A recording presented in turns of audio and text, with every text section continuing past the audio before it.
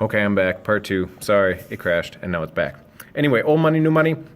West Egg is considered West Egg is considered new money, and it said, "I lived at West Egg, the less fashionable of the two, though this is a most superficial tag to express the bizarre and not a little sinister contrast between them." Now, Nick lives in a relatively small house surrounded by mansions. And the house on his right was the factual imitation of some Hotel de Ville in Normandy, with a tower on one side, spanking new under thin beard raw ivy, and a marble swimming pool. I'm going to show you a very quick picture of the Hotel de Ville. Hang on. So here is a picture of the Hotel de Ville. You can see that is a very large building, and that's the factual imitation of the house next to Nick's. So these are people who have a lot of money, and they want to show people. It would be like if I won the lottery, right? I won, several $100 million. I would start wearing my entirely gold suit, and I would travel exclusively by hovercraft, and I would have a coffee hot tub of which I would sit and soak so as to absorb as much caffeine as I could every morning. Anyway, I would want people to know that I had that money, right? East Egg, which is where Tom and Daisy live. Across the courtesy of the White Palaces of fashionable East Egg, glittered along the water, the history of the summer, da-da-da. He goes over to visit Tom. Now on page 6, we got some good quotes about Tom. Jot those down. Tom, her husband, among the various physical accomplishments, had been one of the most powerful ends that ever played football at New Haven. A national figure, in a way, one of those men who reached such acute, limited excellence at 21 that everything savors afterward of anticlimax. He was a nationally known football player in college. Now, I don't know if you've seen Napoleon Dynamite, or if you remember Uncle Rico. Hang on one second.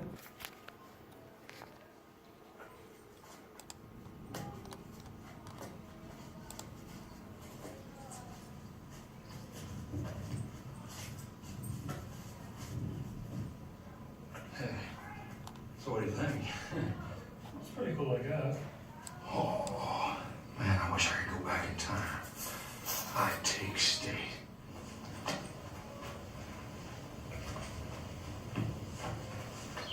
Hey, check that out.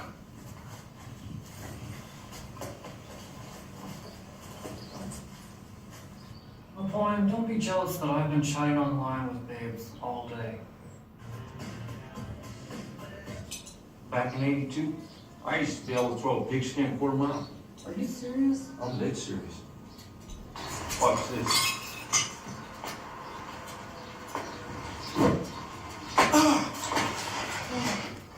What the heck are you doing? That's what I'm talking about. Anyway, I hope that came through. If it didn't, I apologize. My camera work's not the best. But anyway, you can see how this guy continually lives for the past, right? He had his glory days in the past, and now that those are gone, he wishes to go back to those. And that's the way Tom is, right? He is missing something, and it said on page 6, they'd spent a year in France for no particular reason, and then drifted here and there unrestfully wherever people played polo and were rich together. Basically, they do nothing, right? They don't have to work, they don't have to cook, they don't have to clean, they don't have to do anything. You have nothing to do all day. Now, think about what your life would be like if that was the case. To me, that sounds like it might be appealing for a while, but if that was your life day after day after day, there's really nothing going on and you have no responsibilities, you could see what that might do to you as a person. Okay? Now, going forward, on page 8, an example of that, when he meets Daisy and Jordan. Daisy is his second cousin once removed, so they are somewhat related, and he knew Tom in college. Daisy said, "I'm paralyzed with happiness." If you think of like the most stereotypical rich person way to talk, that's Daisy. And it sounds not unlike fingernails on a chalkboard, especially the Redford version of the movie, which we'll watch a couple scenes of. Daisy and Jordan have been sitting on the couch, and Daisy said, "I'm stiff," she complained. "I've been lying on that sofa as long as I can remember." They have nothing to do, right? Going on a little bit. Nick sits down for some tea with Jordan and Tom and Daisy. Jordan is a professional golfer who's friends with Daisy. And on page 11, we get a little quote that describes Daisy pretty well. It said, "Why candles? In 2 weeks, it'll be the longest day of the year." She looked at us all radiantly. "Do you always watch for the longest day of the year and miss it?" "I always watch for the longest day of the year and then miss it."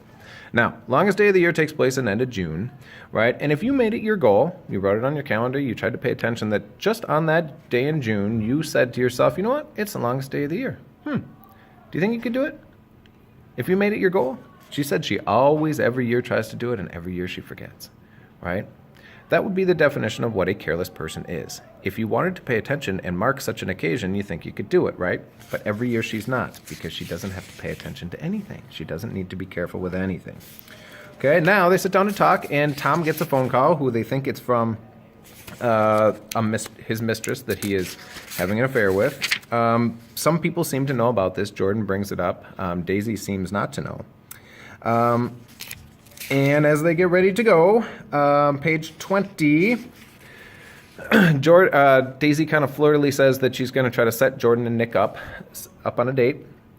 And their interest rather touched me and made them a little less remotely rich. Nevertheless, I was confused and a little disgusted as I drove away. It seemed to me that the thing for Daisy to do was to rush out of the house, child in arms, but apparently there was no such intentions in her head. As for Tom, the fact that he had some woman in New York was really less surprising than he had been depressed by a book. Something was making him nibble at the edge of stale ideas as if his sturdy physical egotism no longer nourished his peremptory heart. Dreams is a big topic in this book, right? Whether it's the American dream or other goals that you have in your life, the dreams that people have and the size of those dreams are important, right? Now, for Tom, he has everything he wants, right? He's got as much money that he got more money than he could ever spend. He's got a wife, he's got a mistress, and things seem to be going very, very well. But it said, this idea of as if his physical egotism no longer nourished his peremptory heart. He couldn't get by on his past physical accomplishments of being a football player. Okay, going on, Nick walks home, and as he's doing so, he sees Mr. Gatsby out on his front lawn. Now, Jordan had brought up this name Gatsby, and Nick thought that would be enough to do for an introduction between the two. And it said, I decided to call to him. There's the bottom of 20. Miss Baker had mentioned him at dinner, and that would do for an introduction. But I didn't call to him, for he gave a sudden intimation that he was content to be alone. He stretched out his arms toward the dark water in a curious way, and far as I was from him, I could have sworn he was trembling. Involuntarily, I glanced seaward and distinguished nothing except a single green light, minute and far away, that might have been on the end of a dock. When I looked once more for Gatsby, he had vanished, and I was alone in the unquiet darkness. So, imagine, you just moved into your new house, you're coming back from a neighbor's place late at night, and you see your next-door neighbor standing like this, reaching out, trembling, not really staring at anything that you can see, but reaching out towards something and shaking. My initial reaction would be to turn around and walk away until that person went back in their house, because whatever they're doing, I don't really want to be a part of. Rather than do that, Nick tries to turn and see what Gatsby's looking at, but by the time Nick turns back around, Gatsby is left. Okay? It's going to take several chapters in here before we know what this book's about, right? And before we know what Gatsby's story is and how that relates to anything. So be patient over the next couple readings. By chapter 4, we'll finally really get a sense of what this book's about. And the plot is really good. It just takes a little while to get going. So continue taking your notes as you go. And we will have a quiz on chapter 2 tomorrow. So thank you for your attention. Bye.